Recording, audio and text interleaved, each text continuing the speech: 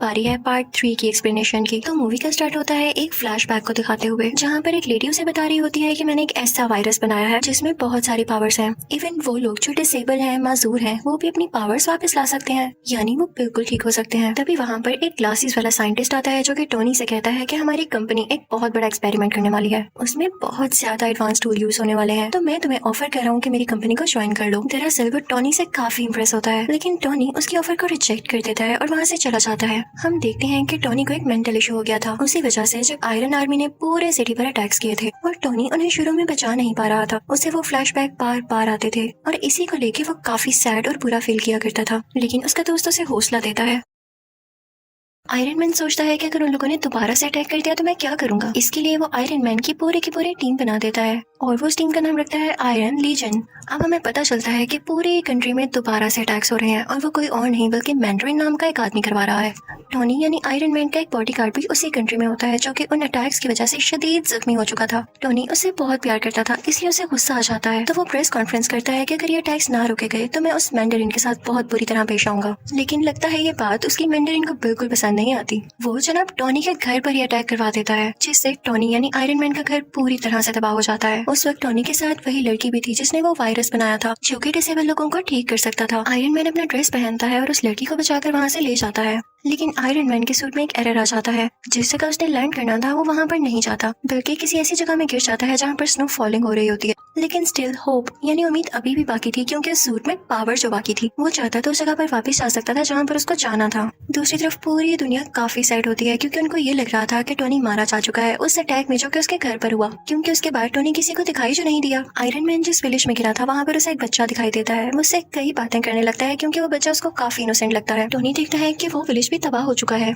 और सेम उसी तरीके से तबाह हुआ है जिस तरीके से टोनी के घर पर अटैक किया गया। तो वो समझ जाता है कि जरूर इसके पीछे मैंडरिन का ही हाथ है। अब वो इस सारे केस पर रिसर्च करने लगता है।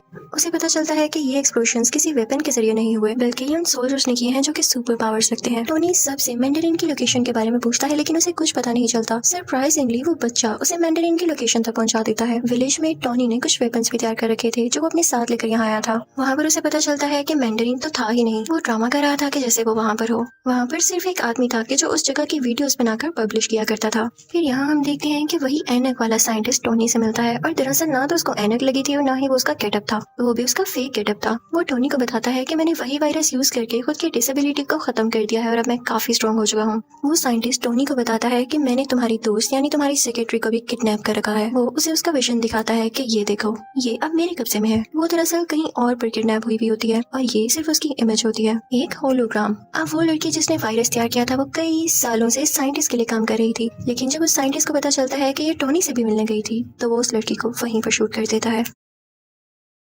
हम देखते हैं कि वो साइंटिस्ट काफी अच्छी टेक्नोलॉजी यूज करता था, जिसकी वजह से उसकी लोकेशन कोई भी ट्रैक नहीं कर पाता था। वहाँ पर वॉर मशीन भी होती है जो कि टोनी का फ्रेंड चला रहा होता है, यानी वही आयरन सूट जो वो लेकर भागा था। लेकिन अब उस ड्रेस का नाम चेंज कर दिया गया था और ये उसी साइंटिस्ट ने किया था। दरअसल वो टोनी को ये बताना नहीं चाहता था कि ये वही ड्रेस है। वो उस ड्रेस को यानी वॉर मशीन को अपने पास ले आता है, लेकिन टोनी भी काफी पावरफुल था। वो वहाँ से जान छुड़ाकर भाग चुका था, क्योंकि उसे मैंडरिन की लोकेशन का पता लगाना था। इसी दौरान टोनी को पता चलता है कि वो साइंटिस्ट वो एडवांस ड्रेस चुराकर यूएस के प्रेसिडेंट को मारना चाहता है और इसके लिए उसे कुछ भी करके उसे रोकना होगा। और इसी पर्पस के लिए वो साइंटिस्ट वहाँ पर पहुंच जाता है जहाँ पर वो प्रेसिडेंट होते हैं, जो कि किसी और कंट्री जाने के लिए तैयार हो रहे थे। वो उसे किडनैप कर लेता है और अपनी सीक्रेट लोकेशन पर ले आता है जहाँ पर कोई नहीं पहुंच सकता था। लेकिन टोनी वहाँ पर पहुंच ही जाता है, क्योंकि उसकी हेल्प की थी उस छोटे बच्चे ने, और टोनी था भी बहुत टैलेंटेड। टोनी वहाँ पर जाकर सारे बाकी पैसेंजर्स को भी बचा लेता है। लेकिन जब बारी आती है प्रेसिडेंट को बचाने की, तो इतनी ही देर में वो साइंटिस्ट उसे लेकर वहाँ से जा चुका होता है और वो नाकाम रह जाता है प्रेसिडेंट को बचाने में। लेकिन हमें ये जरूर पता चल जाता है कि साइंटिस्ट की सीक्रेट लोकेशन क्या थी। ये समंदर के पास एक खुफिया जगह थी, और ये प्रेसिडेंट को यहाँ पर पता है क्यों लाया था, क्योंकि ये उनकी डेथ पूरे सोशल मीडिया के सामने लाइव दिखाना चाहता था, जिससे इसको पॉपुलैरिटी मिलती, यानी ये मशहूर हो जाता और लोग इससे डरने लगते।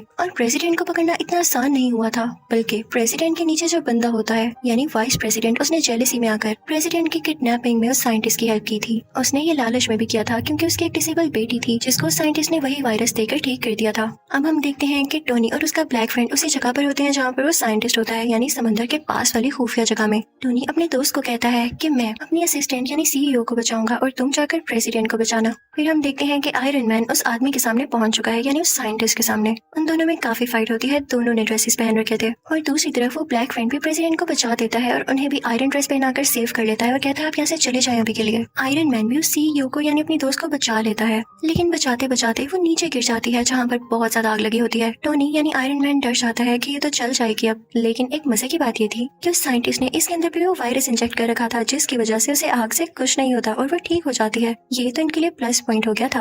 अब हम देखते हैं कि टोनी यानी आयरन मैन जाता है उसी साइंटिस्ट के पास। उन दोनों में काफी ज्यादा फाइट होने लगती है, लेकिन जब वो देखता है कि इस पर ना तो मेरी आर्मी का कोई असर हो रहा है ना तो मेरे अटैक्स का, तो उसके पास एक आइडिया आता है। वो अपना ड्रेस उतारता है और उसी साइंटिस्ट को पहना देता है। और उस ड्रेस में एक खास बात ये थी कि वो अपने आप को ही ब्लास्ट कर लेता था और टोनी भी ऐसा ही करता है, वो ड्रेस ब्लास्ट हो जाता है। लेकिन वो साइंटिस्ट बहुत चालाक था, उसने भी वो वायरस अपने अंदर इंजेक्ट कर रखा था, जिसकी वजह से वो सर्वाइव कर जाता है और उसे कुछ भी नहीं होता। बस इतना है कि वो जल चुका था, लेकिन स्टिल उसमें अभी भी पावर थी काफी ज्यादा। और तभी वहाँ पर वो सीईओ भी आती है और वो साइंटिस्ट को पूरी तरह से मार देती है, जिससे फाइनली वो मर जाता है। फिर वो सीईओ आती है टोनी के पास, वो दोनों गले लगते हैं और कन्फेस करते हैं कि वो एक दूसरे को पसंद करते हैं। उधर टोनी अपनी बाकी आयरन आर्मी को भी ऑर्डर देता है कि खुद को ब्लास्ट कर लो और ऐसा ही होता है। आसमान में लग रहा होता है जैसे फायरवर्क्स चल रहे हो। फिर नेक्स्ट सीन में हम ये भी देखते हैं कि पुलिस ने नकली मैंडरिन और उस वाइस प्रेसिडेंट को भी अरेस्ट कर लिया है। फिर हम देखते हैं क्योंकि टोनी यानी आयरन मैन काफी मशहूर हो चुका था, तो दुनिया के बड़े बड़े सर्जन्स उसका ऑपरेशन करते हैं। उसमें जो मेटल के पीसीस होते हैं वो उसको निकाल देते हैं। ये बहुत ही बड़ी गुड न्यूज थी, यानी ना उसे किसी टूल की जरूरत थी, ना उसे किसी कोर की, ना ही ड्रेस की जरूरत थी उसे जिंदा रखने के लिए।